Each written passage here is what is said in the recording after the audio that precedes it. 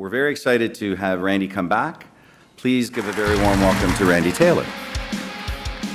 When I was a kid growing up in the country, and my mother was an alcoholic, an amazing woman, sober, right? Terrible when she was drinking.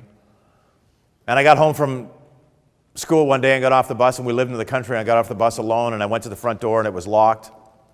And I looked through the little diamond-shaped window on the front door and to see, knocking on the door, and I look, and I could see the outline of her body on the floor in the living room, and a big pool of blood around her head. 8 years old.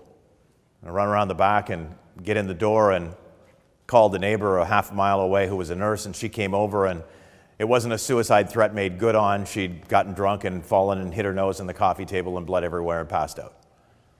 Bad memory? Sure, right? Possible that a memory like that could impact how I approach life and family and relationships today? Maybe. But here's the question. Look around. Do you see my mother? But what he possesses greater than any human being I have ever known on earth is this: his raging ignorance of doubt.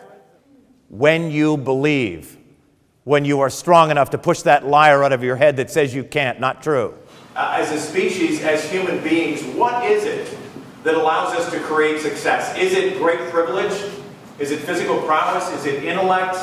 Or as my wife says, a great pair of shoes open all doors? Right? What is it that allows us to create great and wonderful success in our lives? It's none of that.